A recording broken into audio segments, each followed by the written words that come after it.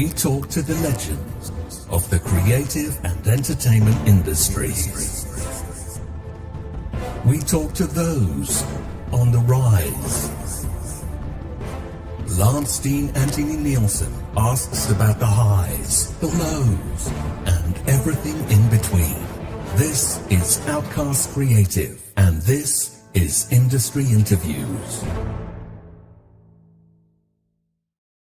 Hello, welcome to Outcast Creative Industry Interview number 127. Can you believe I've 127 of these since I started the channel with interview number 1? I think it was 3 summers ago. We should have had the channel 3rd year anniversary in July, but I've been so busy prepping plays and directing this short and getting my book ready. It just wasn't really time to organise it. It takes a lot of time to organise that because I like to have lots of guests on and things like that. But it was far more important to do the interview that I've got lined up for you today. However, before we get into that, I just need to remind people watching, don't forget to like and subscribe, of course, if you're new to the channel. We do appreciate your support. But I have a play dropping in London pretty soon. It's in October, so it's just a couple of months away. And tickets are now available, and we're already 30% sold out. So my producer, who among others is Jason Flemyng, will not be very happy if I don't mention this, especially as he told me to make sure I mention it in front of this interview to upstage my guest. So I am just mentioning it's on in October. Do come and see it. Do come and support it. Tickets are available now. It's a lot of fun. It's suitable for the entire family, the making of the Magnificent Seven Magnificent Egos. Now, the actor that I've got on today, apart from being immensely talented, is someone whose career I follow. I can't believe I followed this guy's career since I was a teenager, and it took until I was in my 50s, having wanted to work with him from day one. Since I saw him in this movie, I was like, this guy is good. I've got to work with this guy one day. And it took until I was in my 50s until I got to work with him. We've just worked together in June, and I have to say, I'm so proud of the work that he did on this little short film that we did together. But before I bring in the fantastically unique man that can only be Nick Rowe, what I'd like to do is just show you a little selection of his work. If I can get the right tab up. I've got so many tabs open. I think I've lost it. Hang on a second. Let me see if I can rearrange things. Oh yes, there it is. There it is. So sorry about the delay. Let's have a quick look at this, a selection of clips of stuff he's done. Most of this is quite recent, but we'll get into the past stuff in just a sec. Oh, is this yours, by the way? Chetwynd Road. That's where you live, isn't it? Nice little house with a black door and one of those old gas lamps. Am I right? Number 1111. Yes? You see, I do have magic powers. However, I do not yet possess X-ray vision. So, why don't you take off that mask so that I can see your face? I bet there's a cute little nose and mouth. Informed that I was blown. What's he supposed to do about it? That I don't know. What did he tell you to do? Nothing. He told me to do nothing until he got back to me. Who is the KGB handler? I don't have a handler. So who told you to go to Hollis? Where is he? Lord Montague, I'm sorry, but I'm afraid you're too late. No. You foolish boy. There were so many things I never got to tell you. Come back to me. Shaking him won't bring him back. Okay, we're going to hold it there because I just know that YouTube is going to flag me for copyright if I show any more, because I can tell it's already flashing at me angrily. So without any further ado, let's bring in my guest, the wonderful Nick Rowe. Nick, thanks so much for giving up your time coming on tonight. It's a pleasure. It's a pleasure, Lance. Well, before we get into the epic tale that is your life, which you confidently told me would be over in 20 minutes, but I protest. I don't think that's going to be the case. I have a standard set of questions I ask all of my guests to get an idea of what your own sort of personal journey has been in terms of your engagement with the media as you were growing up. So can you tell me the very first feature film that you saw on the big screen in the cinema as a kid? The one I remember most, weirdly, is I don't remember the ins and outs of it. My mum took me to see Traffic by Jacques Tati at the age of 5 with some mates of mine for my birthday. How weird is that? I mean, does anyone out there know? Does anyone remember Jacques Tati? I'm sure. I hope they do. Is that French crime? No. Jacques Tati was he was like a comic, and he made things like Mon Oncle and Jour de Fête and stuff like that, which were kind of like very, arty indie movies. And Mum thought it was in her wisdom. She wanted to see it, so she basically took all these 5-year-olds on a day that happened to be my birthday to the cinema to make everybody like it. So that was the first feature I ever saw in the cinema, and we kicked up stink. Like, we got bored and we were running around the cinema and we caused mayhem in Edinburgh. And so that was it, but that's not very helpful to you. Aces High was the next one when I was 11, and it was the one that saw the closure of the Malcolm McDowell. Yes, beautiful film. I love that movie. Lovely. And I think Peter Firth might have been in it. Peter Firth was basically the lead because it was his perspective. He was the young. That's right. And I saw it in a cinema in North Berwick, which was our local cinema then, and it closed down not long after that, which was the reason I remembered those two in conjunction, because it was a complete disaster. They closed down the local cinema. It was just ridiculous. There'll be people out there wondering why I'm from North Berwick when I have no accent, but I am from that part of the world, and it's just living in the south for too long has ironed it out. Anyway, so yes, those I would say are the two films I remember early on in my life. I have to say actually that Aces High would be we do this thing called Chew the Fat on the channel sometimes. Look at that. Right, You're brilliant, Lance. You know everything about films. It's just incredible. There it is. Look at that. Historical movies are a forte of mine for sure, and I like we do these episodes called Chew the Fat, where we get a guest on who also likes the movie, and we talk about that movie for the whole show for a couple of hours. Brilliant. I haven't done any of those because I've been busy directing little films with Nick Rowan and things like that. Yeah, that takes a long time, doesn't it? It takes up a long time. That. There he is. There's Malcolm McDowell. Yeah. Not long. It's a great film. Doing If. Yeah. I mean, 10 years after doing If, I suppose, something like that. And I have this movie on DVD, and do you know what? It still holds up really well. The effects work, the miniature work, really holds up. Look how young he still looks. That's amazing. Look at him. We've already got some comments in the chat here. Young Sherlock Holmes and Rowe are so underrated. I couldn't agree more. Thank you. Hello, everyone. Hello. Sherlock, wow. Guys, it's great that we've got Nick on. Can you spread the word and please do a little post on your own social media? I've got specs now. I need them because I'm doing all this. I need to tell everyone I'm doing all this on my mobile phone because I don't have the laptop that supports Lance's technology, which is just really deeply sad. I'm a total technophobe, and so I'm therefore using my specs. I wish it was my technology. Okay, we've only done the first question. Let's keep going. Second quick fire question. What was the last film you saw on the big screen that you paid for a ticket to go and see? Oh my God, that's it. Yes. It was. I'll tell you exactly what it was. It was lovely. It was a horror movie, and it was really deeply violent. And I'm gonna have to. I can't remember. Look. Somebody's going to tell me out there. Look, this is just hopeless, isn't it? A Small Island, which is the third of a trilogy. this is brilliant, actually. I'm quizzing everybody else. The third of a trilogy, an island that's you're quarantined from the violence in the rest of the world. It's 28 days. The 28 thank you very days, much. Thursday. Jesus. Oh my God. Yeah. I'm going to do this a lot in the next hour and a half. I saw that with my stepson, I and can it was tell if you and I take incredibly If you and I violent. take a road trip one day, it's going to be a lot of fun.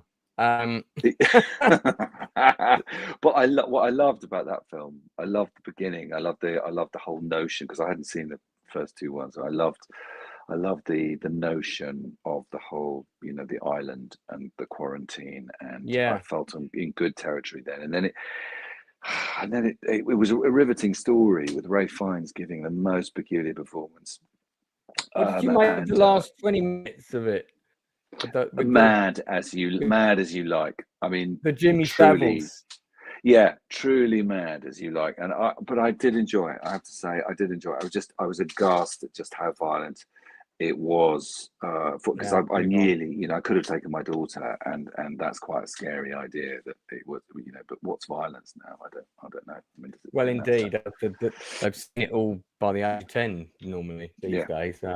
I remember when the Professionals was considered pretty violent television. You watch it now and you think, So, is there a TV series, British or American, since The Sopranos debuted? So we're talking after kind of 1997 here, that you watched, that you went, God, this is good, and you binged the whole thing, and you thought, I would love to do something like that one day. Have you got one of those? Mad Men, Succession, those two. I just absolutely love those two series. I was waiting for you to pop up in Succession when I was watching that. I was waiting for myself to pop up in Succession. I loved it so much, I almost believed I was in it. It was so good. Really good writing, such good character arcs. I mean, really, really good writing, and just a superbly beautiful performance by everybody, but by Matthew McFadden, who is one of my favourite actors in the world. I love him, and I think he's brilliant. There's that scene where they tear chunks out of each other in the lift. It's right in the final season. It's the final sort of crumbling of their relationship. Yeah. That was some of the best acting I've ever seen in my life. That was so good, totally riveting in every single way. Because it just feels like you're watching something that's unfolding from the news to a certain extent. Yeah, it's just like it's so now, isn't it? But Mad Men I loved, and my first ever series. I'll just throw this in. The first series that got me gripped and got me realizing I could do big series, because I tended to love movies then. Was 6 Feet Under. Oh, yes, the first thing. I saw that before West Wing. I saw it before, before Sopranos, which I still think is one of the great series ever made. But yes, 6 Feet Under, brilliant. Loved it. Well, one more question. Have you got a movie that is a go-to movie that you can whack on a Sunday afternoon to veg out and stick on at any time, and you're going to enjoy it? It's so difficult. You know what? I will tell you there can be many, obviously, but I will tell you that I saw. Well, I mean, The Godfather is always one. I'd watch 1 and 2. I'd watch them happily. I love Mississippi Burning. I do too. Truly, do you? It gets me in the gut every time I see it. The soundtrack to that film is, the dung dung dung dung dung, and it all builds up, and then he cuts that shot zoom into the church, and it's a true. Yeah, that gets me. And I did see Amadeus 5 times. Wow. What can I say? I mean, I did. I loved it. I don't know why I loved it so much. It completely grabbed me. So there'll be lots of people out there switching off already. But I did love it. Well, and then I went, and then I met Milos Forman. I met Milos Forman when I was late for a meeting, and I was told off roundly by Maggie Cartier, the casting director, said, "You do not keep Milos Forman waiting." And she was right. Of course, you don't keep Milos Forman waiting. But I couldn't find a freaking hotel. This is before the days of Google and where you had to run around with a little A to Z. Yeah. I found Blake's Hotel. Where was that? Somewhere, some posh hotel in Kensington. Anyway. Well, I know you haven't talked about this role in this film very often in the past, but people will be very annoyed with me if I don't mention it. So This is young Sherlock Holmes. I think it was your second acting job, but I guess we could call it your big break, because I think you did a little role in another movie. Yeah, a little cameo in another movie before then. Yes. You gave me the taste for it. You were born and raised in Scotland, but I know your father was a Conservative politician, and you ended up going to Eton. And I mean, Sherlock Holmes is very much, he is a character of young Eton. That's pretty much what we get. He's like a young Etonian in this film, you know, very quite self-assured, sort of sure of his destiny. And I'm guessing when they came to cast this role, they must have gone round those schools looking for somebody who was brought up in that environment who could also act. Is that how you came on Barry Levinson's and Steven Spielberg's radar? You just want to sort of talk us through that? Yeah, basically they had they tried all the usual channels, I think, to try and cast this film. And I understand that they tried lots of young professionals, and you know, and they people are fairly new in the business, but you know, either had a bit of profile or didn't have a profile, but had started out, and they couldn't find anyone apparently. So they went to drama schools. They couldn't find anyone there, and they ended up going to. They thought, oh, why don't we go to the public schools? I think this is what happened. And so they came to our school, and they went to various others that the Americans had heard of, and they auditioned about 5 or 6 people, both for Watson and Sherlock, and I was one of the ones chosen. I think they contacted drama school teachers. I mean, sorry, the teachers who were teaching drama, and my teacher Robert Freeman put me forward, and so I really didn't know. You know what I knew what an audition was because I'd done one for another country 2 years previously or a year previously, but that was I was so early on in the process, and I went through a process about 5 auditions for this part, and because of course I didn't have all the necessary ingredients. I was really green, and I was just a sort of young toff who didn't really know what I was doing. I was a decent actor at school, but you know, what does that mean? It doesn't mean I could rise to do it on screen. I was completely new to it all. So I had 5 auditions, and then I went to do a screen. Then I went to do a sort of a screen test at Elstree Studios just before Christmas, I think, of 84. Something, and so I did that, and I think Hugh Grant was there, and I don't know about anybody else. And Alan Cox, I think, had already just done his audition, and he was a St Paul's boy, and he'd already done his, and I think he might have been offered a part there and then, and he said, "Oh, I like him," meaning me, over Hugh Grant. And look what happened to Hugh Grant. That's what killed Hugh Grant's career, basically. That's why he's never worked since. So I ended up getting the part just I think I heard in New Year that I got the part, and we were due to start filming 2 weeks later. So that's what happened. That's how it all happened. Did you screen test with Cox, and did you screen test with Sophie Ward to see if you had chemistry? No, I don't think we did. I don't think we did. I actually don't even remember who I screen tested with. Isn't that bad? Somebody may have been reading in the lines. I literally have no real proper memory of the screen test. Because the thing is, if I'd done that now, I'd have been quite nervous by then. But I just didn't really know what was. I was just being pushed around like some sort of green man, and I literally didn't know what I was doing. So I wasn't too. The jeopardy wasn't big. But I know that by the time I got it, it was a huge relief, and I was very, very happy to get it. Of course, I was. I sound incredibly sort of, you know, lackadaisical about it, but it's any movie that's got Levinson and Spielberg's name on and first big role. You're not just the lead; you're the title lead, because your character's name is in the title. It's like. It's the Adventures of Hercules, and you're playing Hercules. You know, this is young Sherlock Holmes. You're playing Sherlock Holmes. Huge weight of responsibility. I mean, Can you remember day one of filming? Do you know what the first shot was, the first scene that you did? Because I know this movie back to front. I so remember this. I so remember it. So I had about 2 weeks previous. I think about the first thing they did, having said congratulations, you've got the part. I was given. They made me. They didn't like my teeth. They didn't like my lower teeth. So understandable. I mean, they're fairly small and they're not great teeth. So they made me 4 little teeth that would slide over this lot. And right. So I had to have them fitted, and then the first shot I had was to actually show them off, because I had that.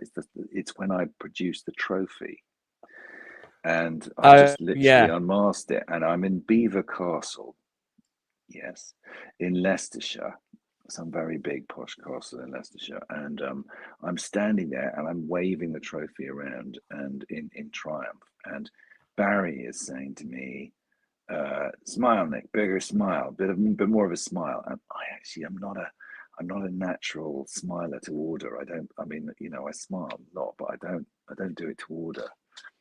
Right. So there I was sort of waving this thing around, and I felt very uncomfortable. And I thought, if the next 4 months is going to be like this is going to be hell. So I remember not feeling like I'd done a very good job, and that was very difficult. So the first day was very tough, and the scale of everything was just huge, and I was just this little thing, this satellite around which everything else kind of revolves. But I was the small thing. I was a small cog in that big wheel, and it was quite terrifying. So yes, I did feel the nerves, and I think it took me a while to relax into it. I mean, with you being the lead, did you must have had did they give you your own sort of PA to assist you, or was it more like you had a full-time guardian, because you were still a teenager, I think, when you shot this? I didn't. Alan had a chaperone called Barbara, who was rather brilliant, but I didn't have one because I was 18, so I didn't need one. I was kind of free to do my. So you were able to go down the pub with the crew, and yeah, baby, sure was. Yeah, so that was nice. Yeah, that was very nice. Belvoir Castle is funnily enough that's a great location. I've been there. Do you know what? It didn't quite put with me that part of Sherlock Holmes was shot there, because this turret is used in the film quite a bit. The one on the right here. Look at that. It's actually not. It's funny. It comes up as Beaver, as in. It's spelled Belvoir. It's Belvoir, isn't it? Yeah. Which makes it even but everybody calls it Belvoir Castle. And it rises high out of the landscape, because Leicestershire's quite flat. So basically, that is the hill on which the castle stands. So, in fact, the whole thing just felt very kind of like very, Harry Potter.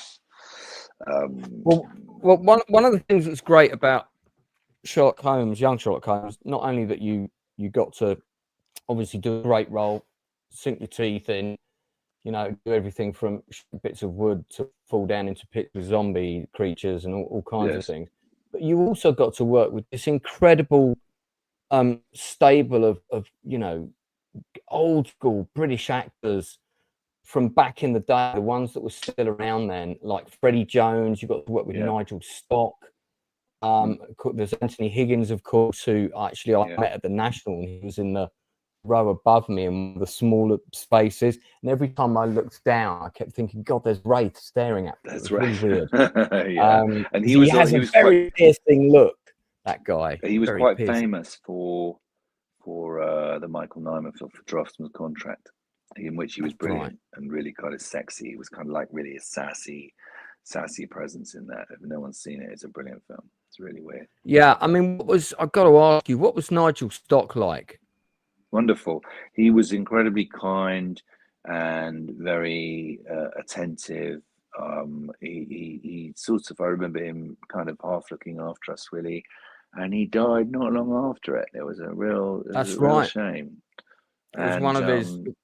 Was nearly his final performance. I think he might have done one or two things, but yes, And I know his Yeah. widow, his younger widow, Rishinda, who's very much around, and a very nice woman.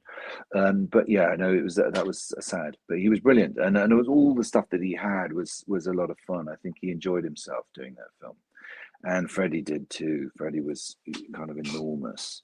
You know, all these characters were big and allowed to be, I think, quite big, because it's quite melodramatic, the film, as you know, to say the least, and it allowed these great character actors. I mean, Nigel Stock had done a whole load of stuff. He wasn't sort of a character actor per se, but he could do these things, and it allowed them all to have their brilliantly strong cameos, and Freddie was one of those. Freddie was loved. Barry loved Freddie. Were the interiors for the film like this set? Were they shot at Elstree? Yeah, they were, Yeah. and that was all quite weird. So I wasn't allowed to do one or two of those stunts, but we did quite a lot. Anthony and I had quite a lot of practice at fencing in the early scenes, and then we did quite a lot of stunts together. But I wasn't allowed to fly through the window or roll down the stairs or whatever, I think. But I was allowed to do the fighting on the ice and the sort of, you know, all the other stuff. And there's Susan, bless her. She passed away relatively very soon young. after.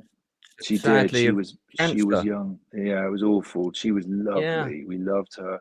And she was Mick Fleetwood's sister, which a lot of people might not know. Yeah. No, I didn't. No idea of that at all. Yeah, and she was just a fantastic person, and she'd done quite a lot of stuff at the RSC.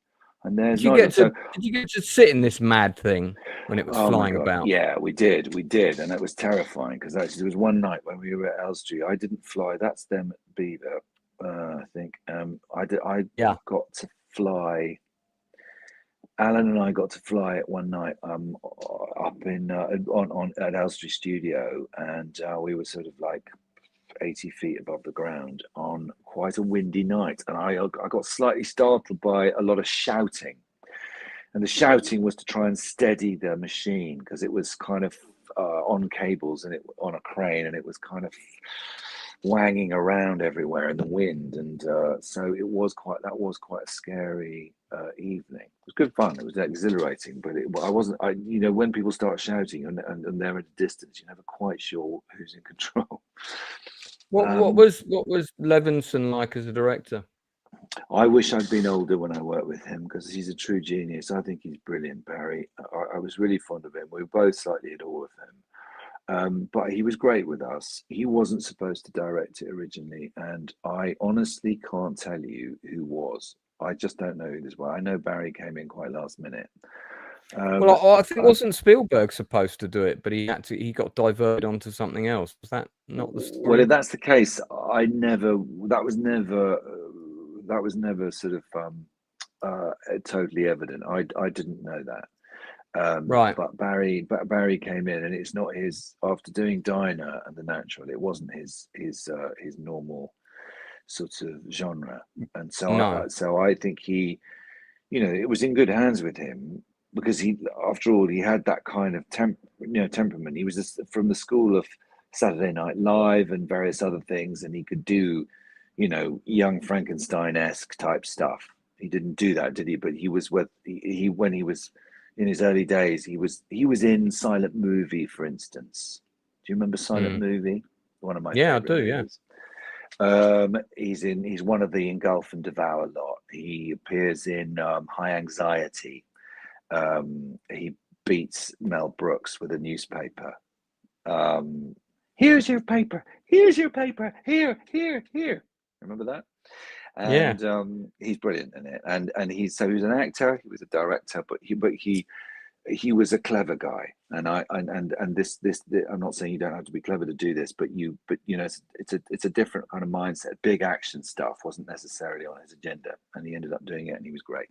And he did get us. I remember one scene where we had to improvise in the head inside that big head inside the it was at the top of the temple. You're kind of peering through a window.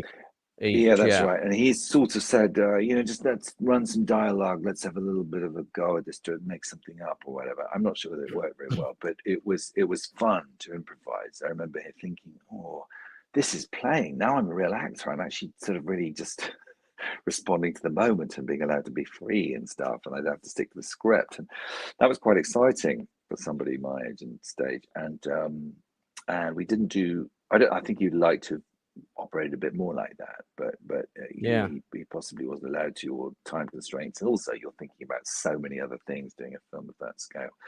But I loved him, and I thought he was great, and I love Mark Johnson as well, the producer. They were friends, and they'd worked together before, and they were really nice. It was a nice sort of group. In fact, sounds like the atmosphere on the set was pretty happy and positive. It was pretty happy, I have to say we had people at the top of their game. Norman Reynolds and Kit West and people like that. And they were Norman Reynolds, production designer, and the makeup and stuff. And they were all really, really top practitioners. Kit West was practical. Kit West was practical effects, wasn't he? And famous quote from him: "If I need things to burn, I know I always go down to a tire yard and get a load of tires and set them on fire." Brilliant. That's how I get smoking. Can't do that now.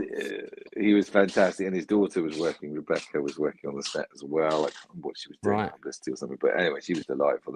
So it was generally speaking, and the sparks and everything. For us, it was a great adventure, and of course, we were protected from any big ructions that went on. I don't know. They always do, don't they? Somewhere along the line, something goes wrong, but we didn't know about that, and everyone was very professional. So it was quite a thing. Yeah, it was amazing. I mean, I've taken part in a number of streams on YouTube where this film has been discussed, and I'll tell you now, there's always universal praise for the performances of the three young leads, with you being singled out in particular. And I know you're a little bit down on your performance, and if we had had more time, I was going to get a compilation of videos edited together of people talking about your performance on Young Sherlock Holmes. So that might come at you for your birthday, but you have had a lot of praise. Nice. There's a great friend of mine called Retro Nerd Girl who really wanted to pop on to tonight. She's a huge fan of this film, and she did a massive stream on this movie. I've done one on my channel, and I've got the soundtrack to the film on vinyl. I went to see this film with my very first girlfriend. We saw it at the Palazzo Screen 1, just down from Piccadilly Circus, a cinema which sadly is no longer there. And it was great. It was a full house. And then we saw it again at the Richmond Odeon, again to a full house, disappointingly in a slightly smaller screen. But both times it went down an absolute storm. And then of course I was working at a cinema, so I got to see it untold more times. These are back in the days when you could go to the West End and you would see films about 8 weeks before they got released around the rest of the country, because they would test them out in central London to see how they did. Brilliant. I wish I'd done that with certain films. Yeah, fantastic. Yeah, that was back in the day. It was, and gradually that time period where it got shorter and shorter and shorter, and now of course everything's just released nationally. But it is one of my favorite films of the 80s. I still think it holds up well. I watched it again recently, and the special effects, there's no effect where you look at it and go, oh, that looks a bit crap. It actually all looks really good. And of course it was one of the first full CGI animated 3D guys with the the night coming down from the stained glass window. Fantastic. Still looks great. Amazing. When he was again, that stable was extraordinary. Dennis Muren and God, they've won, like, not that everything is measured by Oscars, but or should be, but they've won about 30 Oscars, haven't they? And there was a period when they literally could do no wrong, and people must have. Enemies of theirs must have been in awe and frustrated at the same time. There was no room for anybody else because they were just top of their game. They were creating amazing effects and stuff. Here's a question for you in the chat from Snorter Poopus, possibly one of the people with the most entertaining name on YouTube. For Nick, did you find it daunting to portray such an iconic character as Sherlock Holmes as a younger man? And to find something in him beyond what others have portrayed? What a great question. Snorterpoopus. What a great name. Well, It is. you know what? When people have asked me in the past if I ever did any research for it, which Yeah. partly buys into your question about, you know, the hugeness of this character, and how well known he was and how much loved and everything. The truth is, it was daunting in a way, but actually I didn't have much time to think about it. So I didn't do very much research, and I didn't know my Sherlock Holmes stories very well. But the answer to your question is that most of it was in the script. And Christopher Right. Columbus had actually created a character that was going to be different anyway, because not many people had looked at Sherlock Holmes before he was before he was the detective and seen him as a younger man. So it was kind of a gift, really, or it was mine to mess up. I think they had done their casting, you know, relatively well, because they got somebody at least who people could possibly believe was a young detective.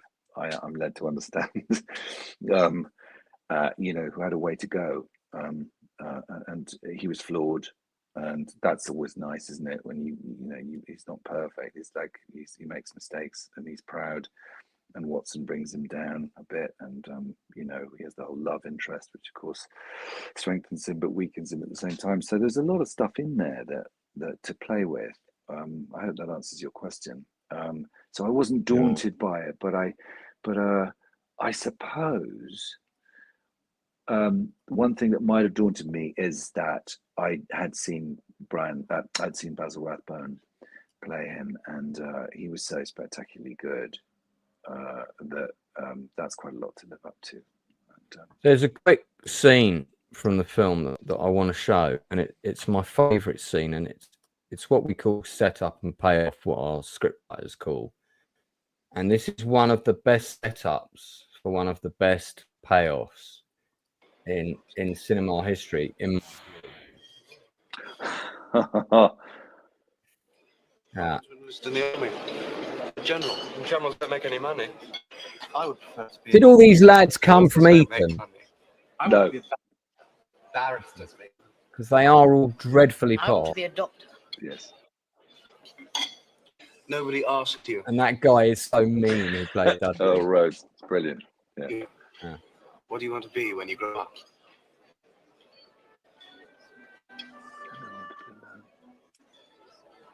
I never want to be alone. Oh man, now I find it quite hard to watch that scene without tearing up. Because that relates so many different points in my life. I can't tell you, and that's the amazing power of cinema, isn't it? That you watch.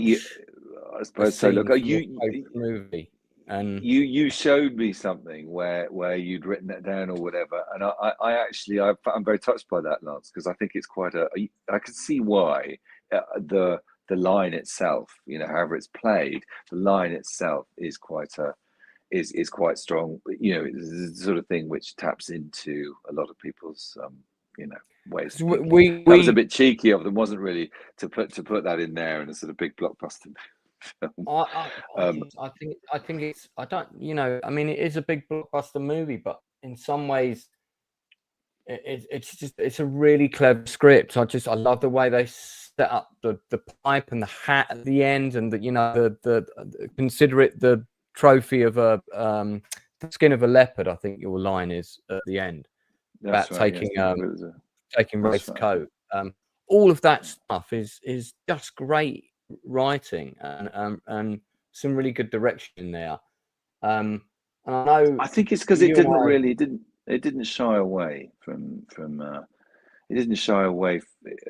It sort of knew what it was. I think it knew itself. It wasn't. It's not. It's you could see that on its own as very, very corny, and the music's playing, and it's all quite soft. It works, but actually, within the context of it, it sort of does, doesn't it? Look, it's unabashed. It's unashamed. And I'm looking at Sophie Ward. So what can I say? Well, I'm getting to a whole other topic there, but I won't go down that road today. I know that you and I have both been through difficult personal losses without getting into, too much detail of the stories. that's one of the reasons why when I had the premiere of my film The Journey, which you watched for the first time recently, I'm really honoured that you took the time to do that. To get anyone to watch a feature film of mine these days is a right mission, you know, to get people to sit down. It's hard for so many people. It is. It's just like people want to. The will is there, but they just kind of don't quite get around to it. Anyway.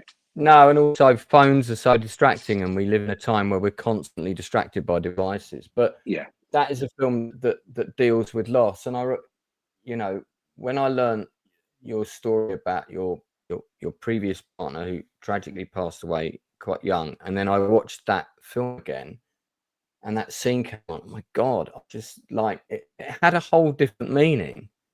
And I just wondered if there was a point in your life where, you know, having gone through that, and you that was a massive arc in that film, and that was the reason that he stayed alone again. And I mean, your life, of course, has moved on, and you have you have a wonderful partner and everything else. But was there a moment when you went through those difficult times, you thought back to that scene and went, "Shit, how is it that I'm now living this?"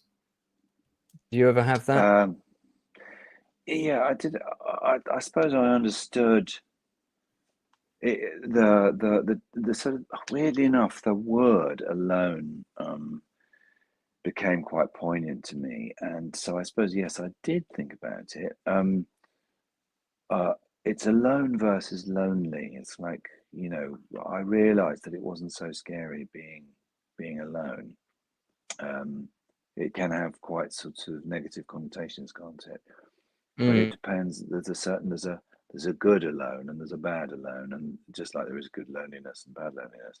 And but the words on their own can sound very, very stark. So if you take the words "I never want to be alone," you know, separately as a little quote, it can the other side of that can be really devastating, but it doesn't have to be. Is what I'm saying.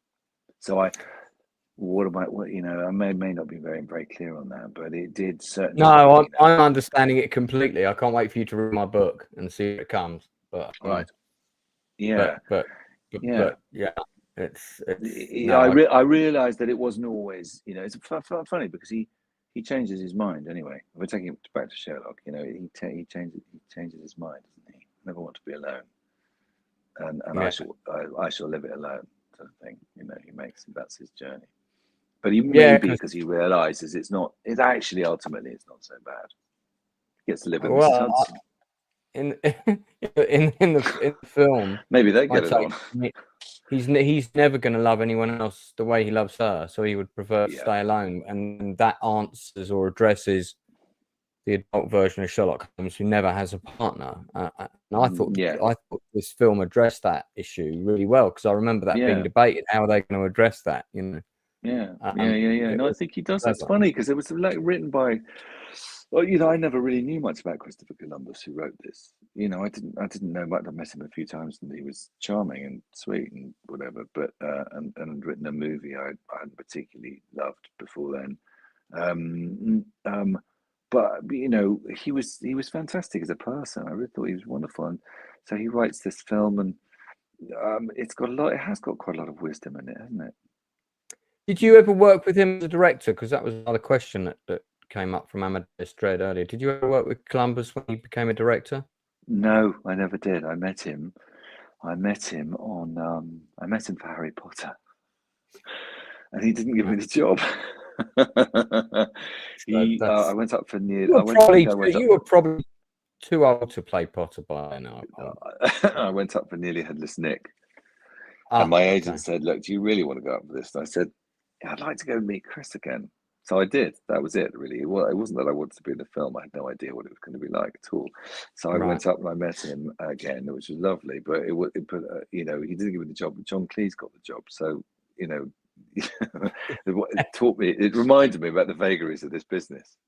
You just don't ever think that anything's going to be a given, because it's just not. Well, the next thing that I kept a look at for you, because I thought this is not going to be a kid who's going to do a one and done. He's definitely going to go into acting as a career. Well, And he then there could was a because big, actually this film bombed, as you know. yeah, I mean, I think it did okay in the UK, but it just didn't do the box office that they were hoping for in the States. I mean, No, that's now right. this might be, we might have the answer to that here, because Titus Oh, has said one of my favorite 80s films. Unfortunately, I missed it in the cinema because I chose to go and see Teen Wolf instead. Teen fucking Wolf, to reference a different movie. I chose poorly. Yeah. Titus. So, Well, maybe I never saw Teen Wolf. And obviously, well, look, you probably around the time you could have gone to Labyrinth, which they were making in Elstree at the same time. I saw that. And a lot of people were watching Cocoon and things like that. And what else was Cocoon big was around that Cocoon time? was amazing. That's one of my favorite films of all time. Yeah, I loved James it. Horner I did loved it. brilliant soundtrack. I just watched it again for the first time with a friend of mine who'd never seen it, and I was like, "You've got to Did watch you? Cocoon," and she came round and Yeah. watched it, and she was just, Some brilliant older actors in that. Was Brian Dennehy in that, or was that my imagination? He Have I was, remembered but that yeah, wrong? that and Silverado were the two films that introduced me to him. Silverado, fantastic. And you know what? I had dinner with him in New York. With Dennehy. With Dennehy, I had dinner with him in New York, and What was that I'm gonna like? disappoint everybody. I mean, mind blowing, because it was me and Brian Cox and Brian Dennehy in the meatpacking district in New York. We were in some trendy restaurant in Right. 1986 or something, and we had a terrific evening. I literally cannot remember what we talked about, probably because I probably didn't say a thing. When you're out Right. with Brian Cox, you don't get much room anyway, because Brian's quite talkative. And Yeah. Brian Dennehy also is like this big king, and I absolutely loved him. I thought he was just terrific. Did Silverado was you great. see him in The Death of a Salesman when it was on in the West End? He came and did I it. didn't. Kill me now. I didn't know. I didn't. I went to see it, and a friend of mine was in it playing the son, and I went round to the stage door to meet him. And as I went round, Kevin Kline came out, Oh, and God. and the first thing I said to him was, "Oh my God, you were so good in Silverado. I've got the vinyl at home." And he said, "You Bruce really? You've Broughton. got the vinyl?" Yeah. Again, it's Bruce Broughton who did Young Bruce Sherlock Broughton. Holmes. Yeah. Such a good soundtrack. What did he say? What and- did he say? What did he say? No, he was blown away. He just thought everyone had forgotten about that film, and I said it's one of the No best way. westerns ever made. Brilliant. Absolutely I actually brilliant Western. They looked so great in their overcoats and stuff, didn't they? And then years later, no, not years later actually. What was it? Oh, did Zemeckis direct? No, did Zemeckis? No, Lawrence Kasdan. It was Lawrence Kasdan. Lawrence Kasdan did Silverado. Yeah. Oh yeah, that's right. Okay. Well, yeah, and I think it might have been Marilyn Vance Straker who did the costumes, who did also the costumes for the Untouchables. I think she might have done Silverado, but I'd need to check the credit on that. Definitely. I can tell Titus as well that the other thing, of course, was Back to the Future, wasn't it? Around that time. So when I went out to LA to do some, I think we're doing publicity or something for Sherlock. I arrived on the night they screened Back to the Future. And my mate Susan, who was assistant to our producer Mark Johnson, who I was staying with in LA, wonderful Susan, and she said, "Meet me at the Back to the Future premiere.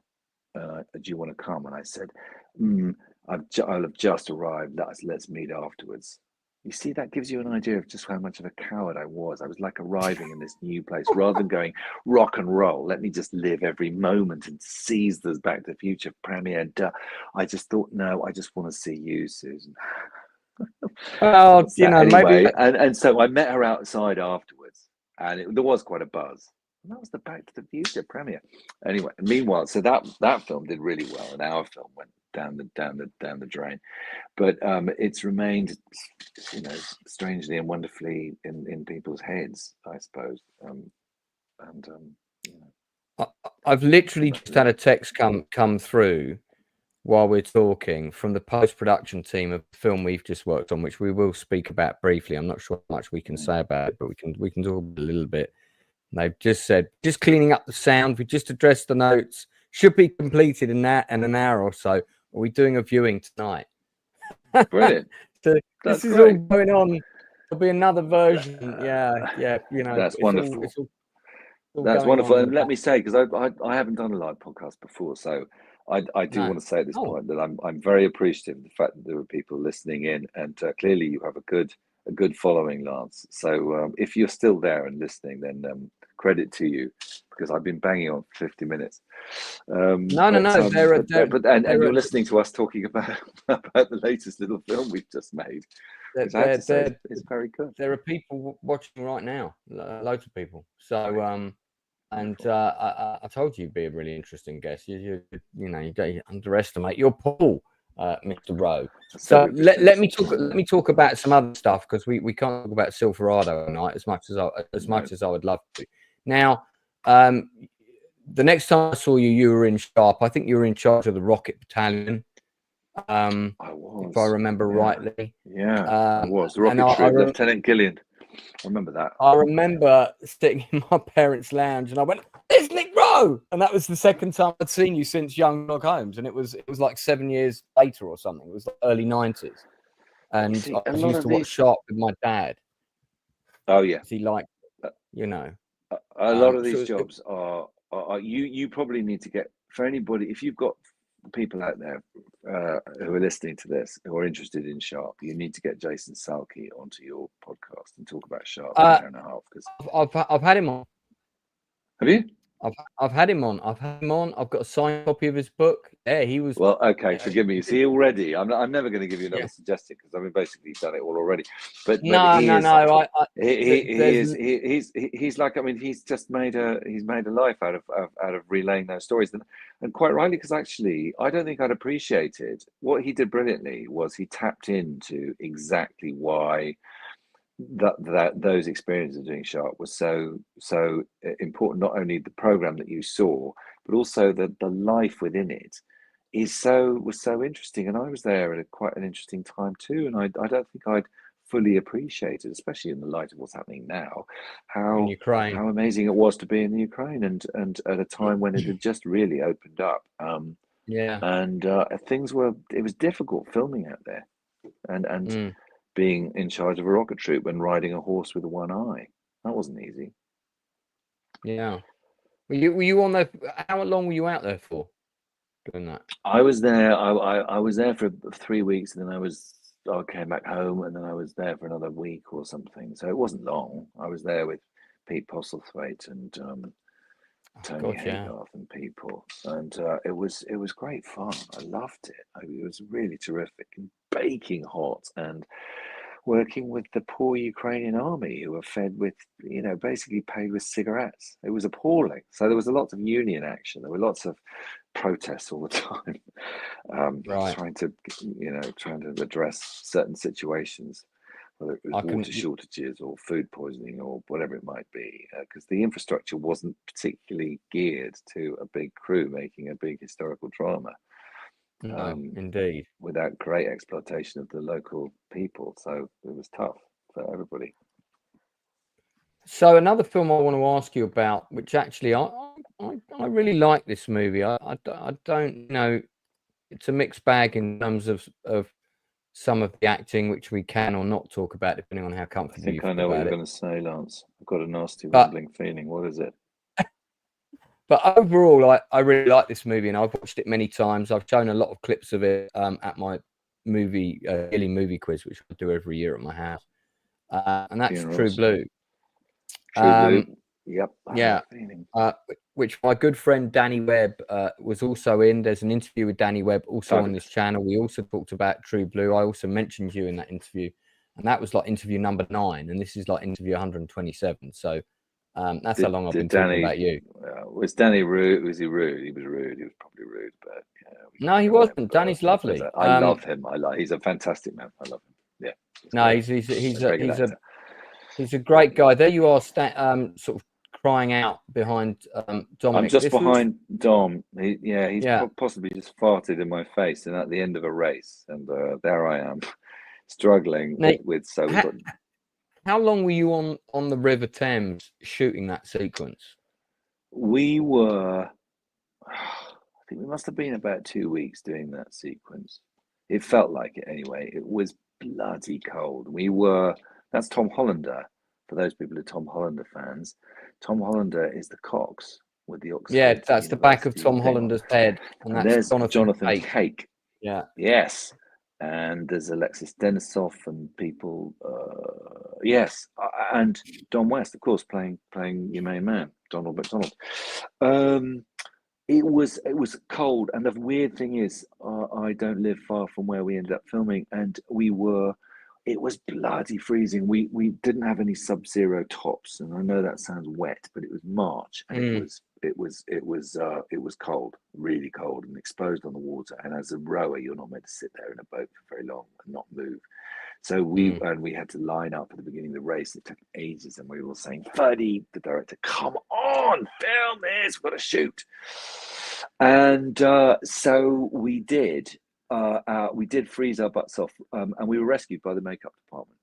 But there were only two of us who'd rowed before properly, and so there was a lot of horrible rowing going on. And but we used London Rowing Club.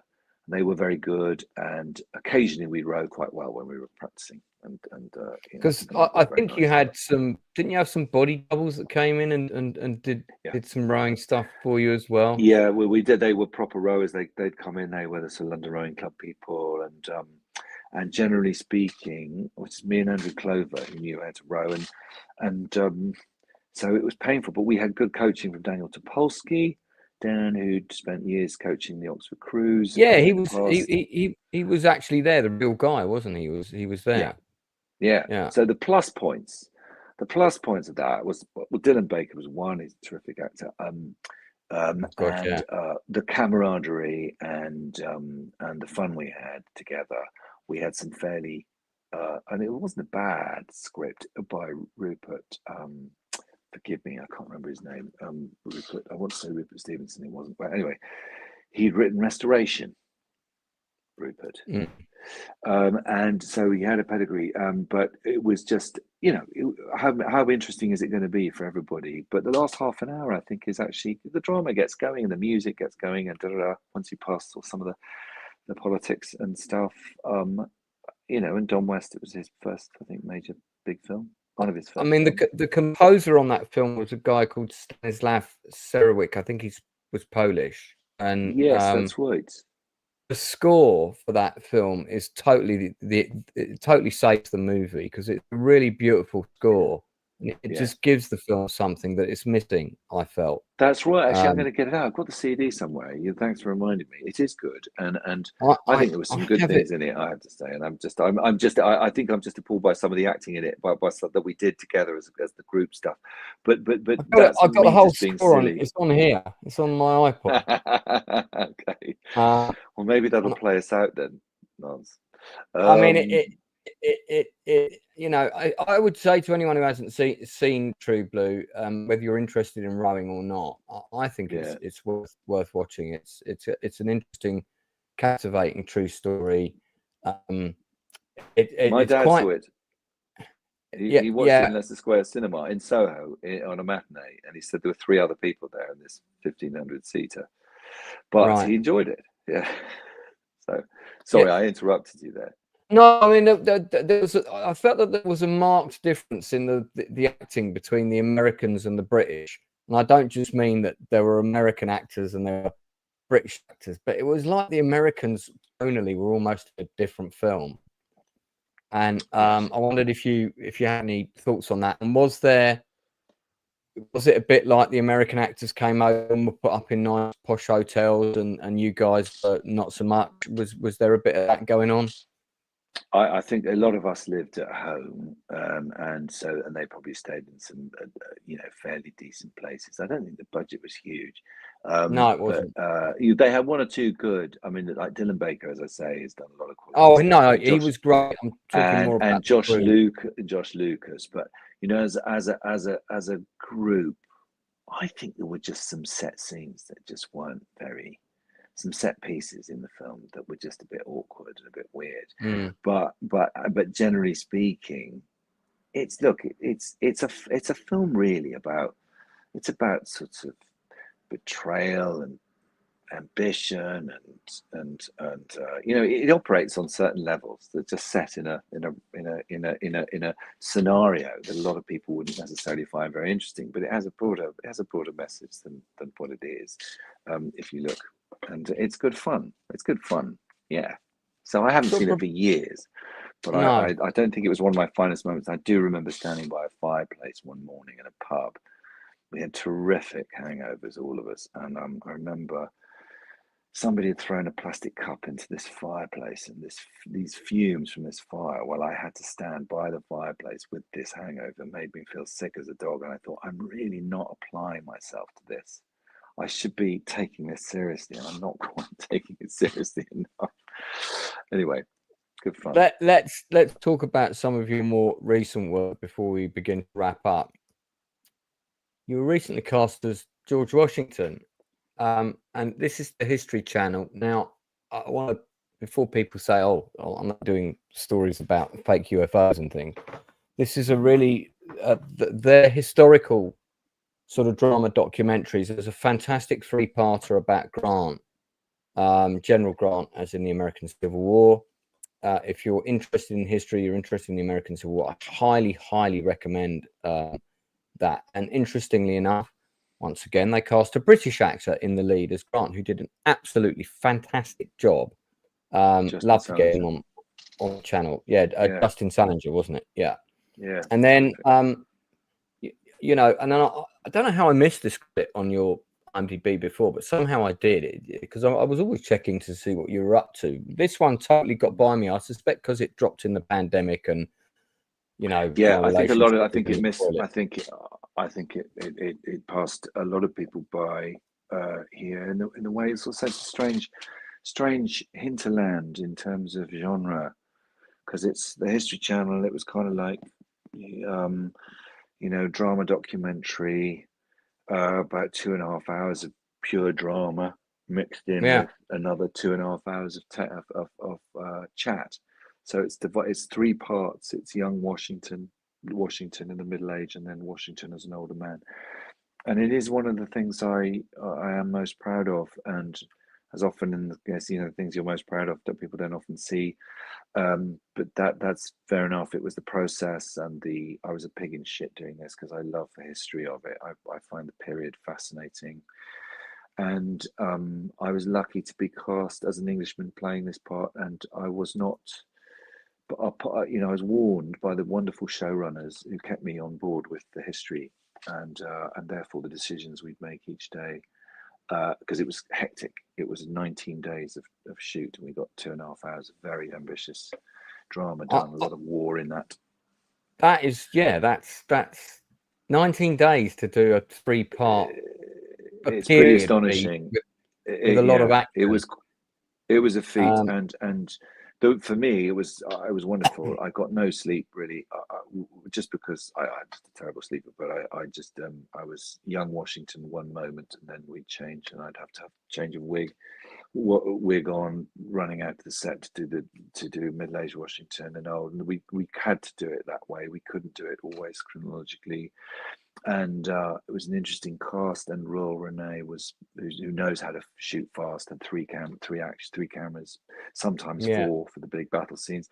So we got a lot done, and it meant a lot to me, and I think I think they've done a very good job. And then suddenly Bill Clinton's up there talking, you know, giving his view, and some very illustrious professors of history talking at the same time. Awkward changes to make, because you go from the action into the chat, and it sometimes can distract, but actually I think we've got some good scenes in there, and I loved it. I just loved doing it, and I like it when people see it. Where did this shoot?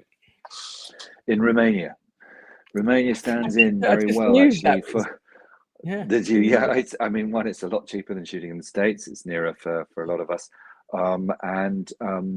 the landscape lends itself very well to sort of a reproduction of kind of America at that time, as imagined. And you know, lots of pine forest and open landscape, wonderful greenery, and they have a very good infrastructure, and the crews are very efficient and very good. And then the pandemic, when the pandemic hit, it was like so devastating because they were just having a resurgence, and then suddenly they were hit, and all these people were put out of work who are so clever at what they do. They are brilliant, and of course they've done things like Cold Mountain there and various other wonderful films. Yeah, I because think they're you must recovering. have shot this right before the pandemic. This would have been shot, Yeah. I think. Yeah. Yeah. So I'd been there before twice. Once to do a very strange thing about the space race, which was a BBC thing, and once to do, and I say this because I'm linking it up with Jason Flemyng, with whom we've just worked together, Lance, as you know. Yeah. And we did Seed of Chucky.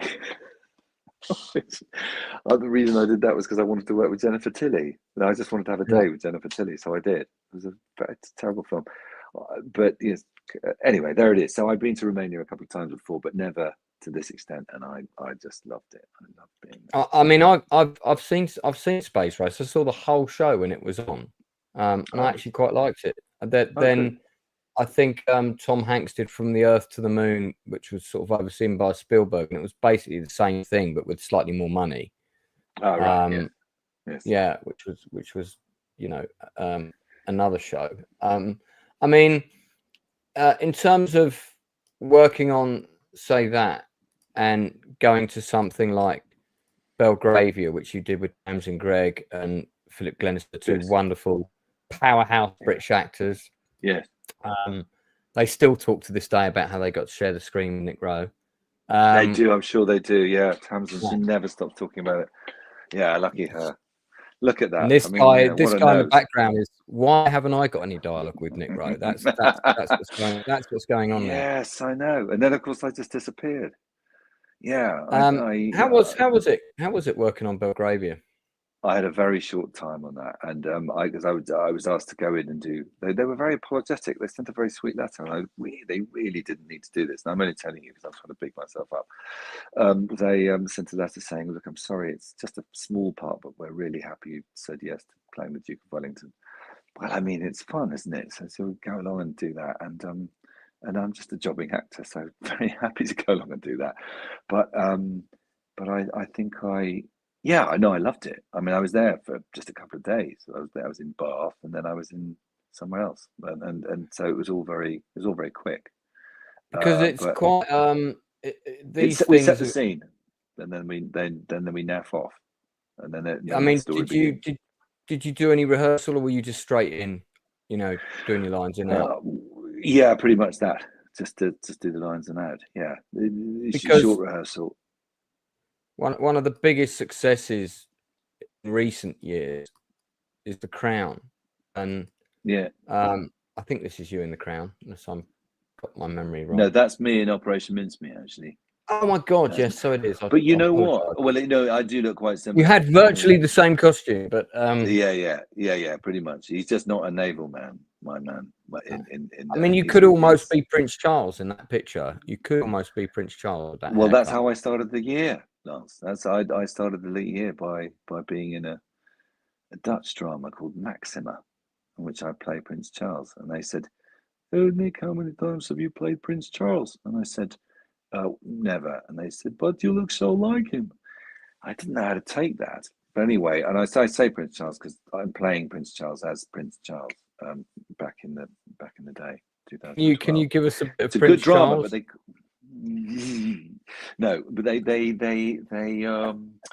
they basically they gave me the job, but it was an offer, and it was a very nice offer, and I love it when I get an offer. So I just said yes, and I went out to The Hague, and they can't sell the drama here.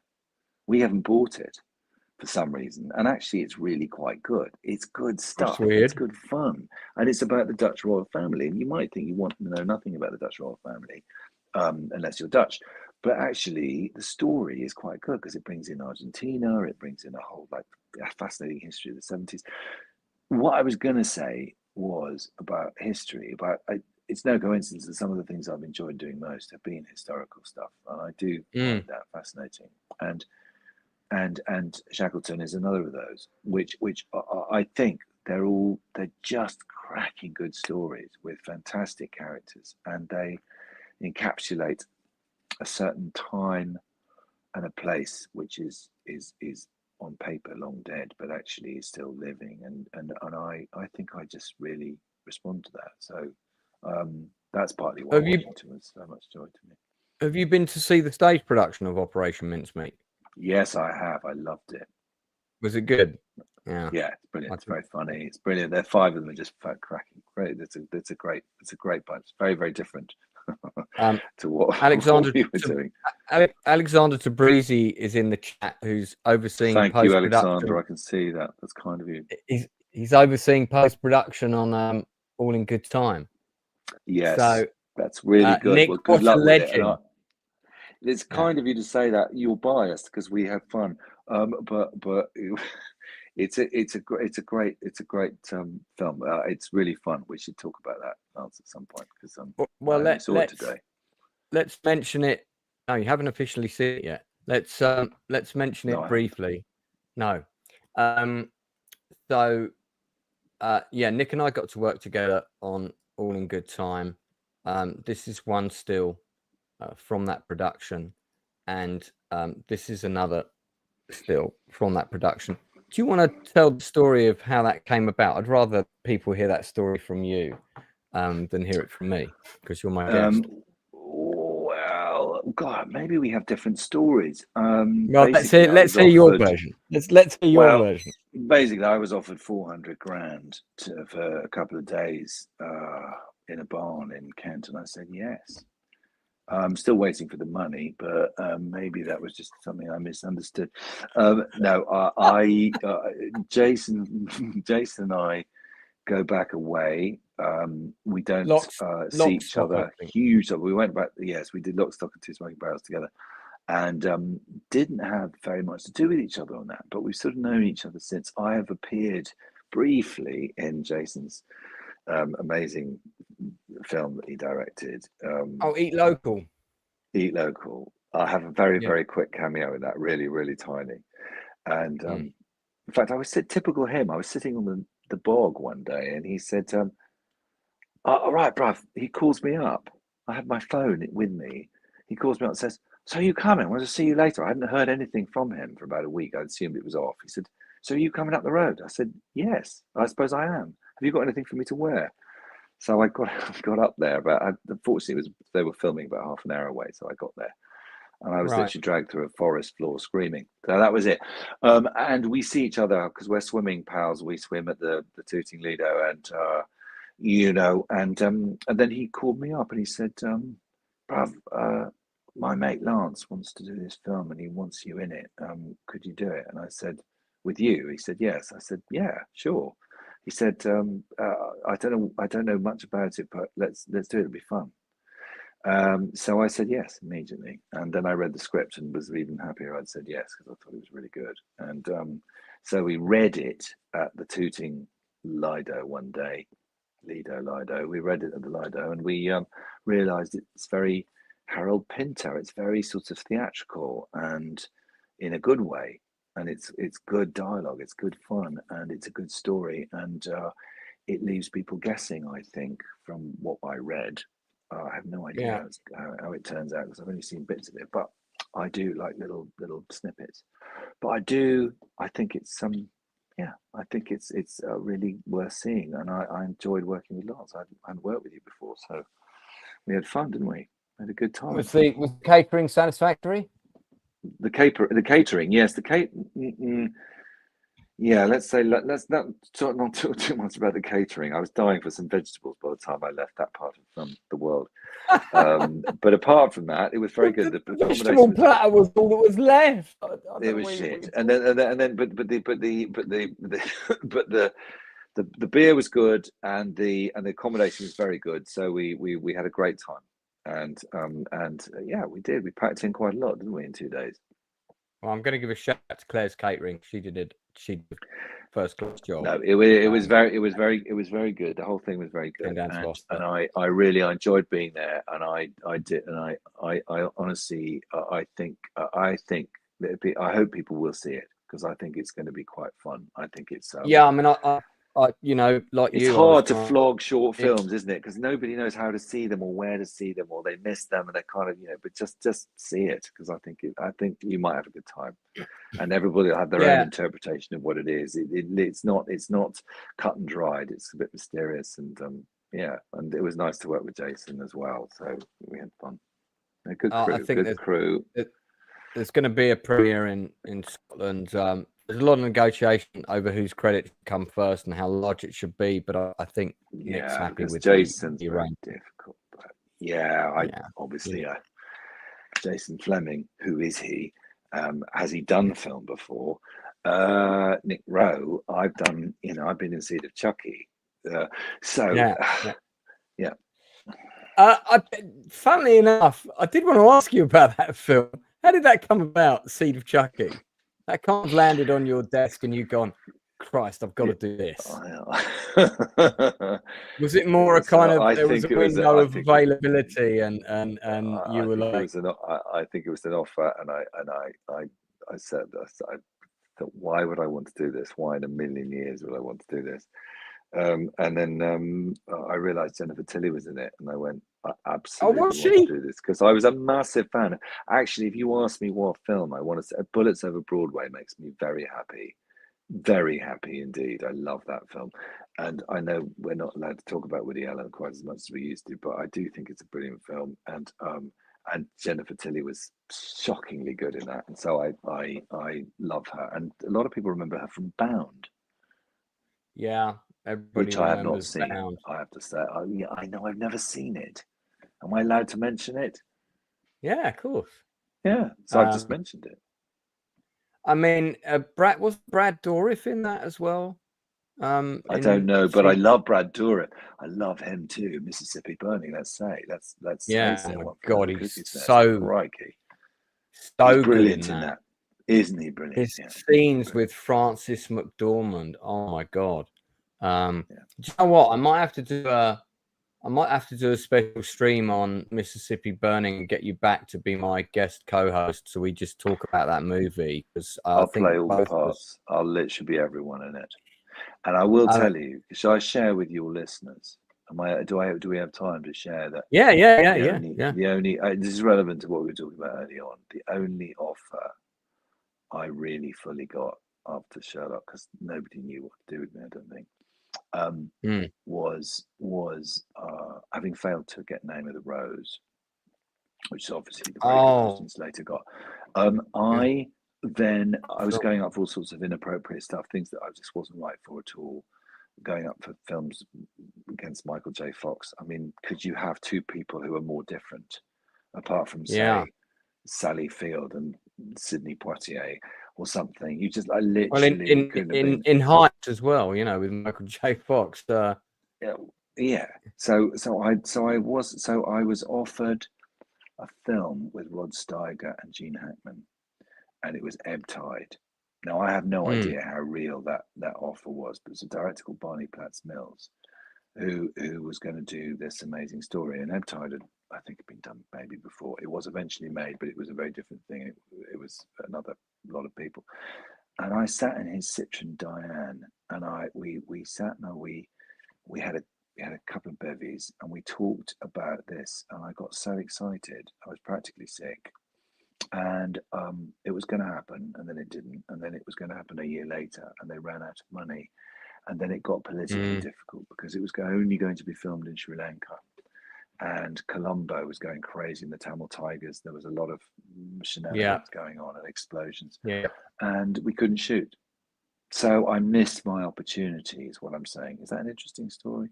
Not really. But I could have worked. I could have worked with Steiger. No, I mean, could have been somebody. I think the stories of the misses are just as interesting as the successes, because I say this is you'll learn a lot more from a man who's had 50 failures than you will from a man who's had 5 successes, because the first man will have 50 valuable lessons to impart to you, and the first man may have 1 if he's been lucky every time.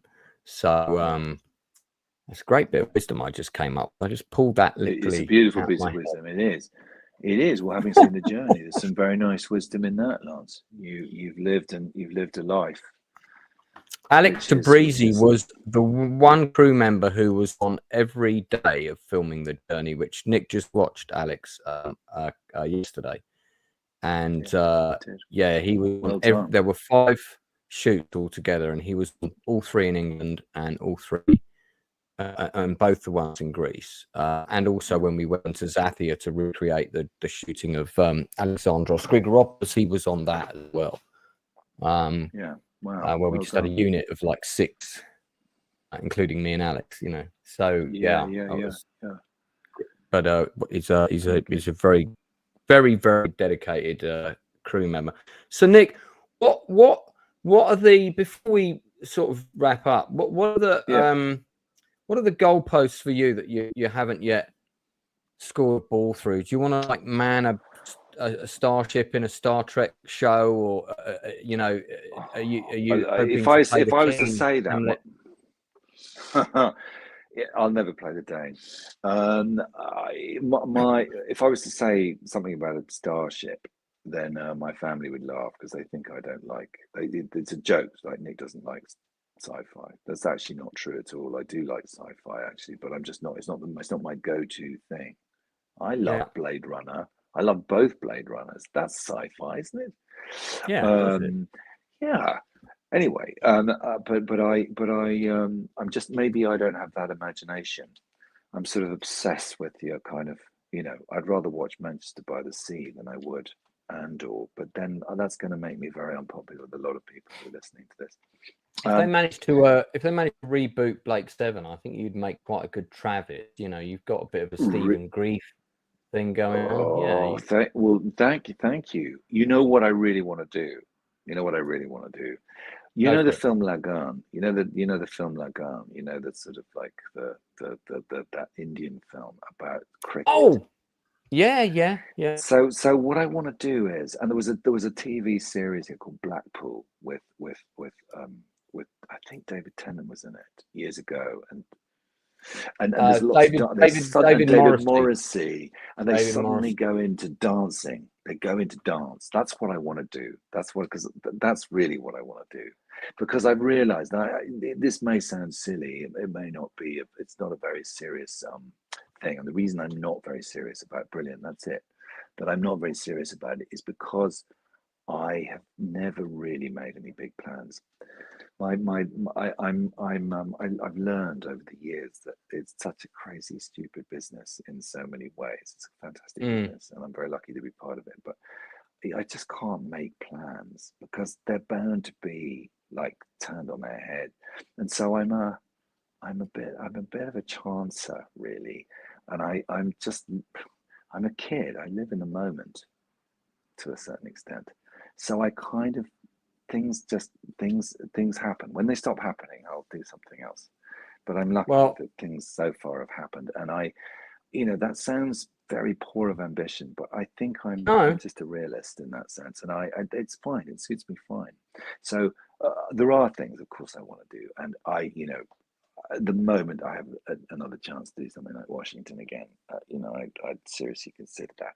But also, I think there's a lot to be said for. There's a certain type of comedy that I do enjoy very much, and I want to see. Well, there's among the 30 scripts I churned out in lockdown, there's one called "I Don't Need Wings to Fly," and it's a Bollywood musical that I wrote to order, and I was up. There were only 3 of us that were up for this job. It was 10 grand, and I thought, well, I like the odds of 1 in 3. And this producer, Nicola Gregory, great producer, amazing woman, had called me and said, "Have you got? I know you've got lots of scripts. Have you got anything set in India?" And I said, "No." "Have you got anything that you could reset in India?" "No." This call came on Friday, and I said, "Just tell me exactly what you need." And she said, "Oh, I don't know, something like girl inherits father's business, has to outdo some bad guys. There's a romance involved. It's a Bollywood thing. Maybe there's some song and dance numbers." And I called her back. I called her back in 2 hours, and I had 2 treatments for her that I wrote in that 2 hours. And she picked one of them, and then I said, when's the meeting? And she said, on Wednesday. And I said, okay, you'll have a script by Tuesday. And she had a second draft of a 96-page feature film, which she wrote from scratch from that one-line brief by that day. And it's one of the best scripts I've ever written. And there's a song and dance number to Together in Electric Dreams in the middle of it. Got to be totally up your street. And there's a part for a posh English butler guy who is attached to the main character, who has to go round with him. Because it's an inheritance. I'm not posh, Lance. I can't. I've heard you look quite good in a. I've heard to go full Nick Rowe. The role requires 3 things: a posh costume, a posh voice, and you need to be tall. All 3 of those. Nobody would pay to hear me sing very much, but at the same time, but I have done a musical in London, so I mean, I could do that. You just got to get a good choreographer. We'd have a lot of fun. It's just the joy of that. Like, you know, it's just the fleet of foot kind of turns where people just go, suddenly they look at camera and they go dancing. I mean, it's insane. It's beautiful. What have you got coming up? What should people look out for? I mean, obviously there's All in Good Time, which is the short written by Callum Edwards, produced by Wil Johnson, aka The Critical Drinker, and myself, among other people. But there's that. I want to big up a film. I want to big that up. I've got a short film as well coming up that Robbie Carlyle directed me. Yeah, three. Is it called 3? It's called 3. I think you're coming. In fact, you're coming to see. I am coming to see it. Yeah. So that's the first screening on Monday, and that'll be fun. I haven't seen that, so I'm asking some people to come, and I'm normally rubbish about getting people to come and see anything, but actually I'm doing that, and I'm just trusting in Bobby's sort of, you know, brilliance, because he is a fantastic guy. Is he going to be there at the screening? Sadly, no. He's actually filming Sherlock. He's really? Filming Sherlock. Yeah. So how can he not be at the screening of his own film? He's the director. I know. Is outrageous? Isn't it? It's outrageous. So he's doing that cool thing. He's doing a cool thing. Maybe we should all learn from this. I know. Yeah. So I'm being very uncool and going, and Vic Hamilton and I and Isaac Grimm, the 3 of us. So it's just a 3-hander. So we're going to that. So that'll be out at some point. I never know where they go. We've got the series of Red Eye, the Red Eye second series that's coming out at some point. Right. But in the future, in terms of shooting, we're at the end of a summer holiday now. You know, and my family have sort of had enough of me, and I need to go out and get a job.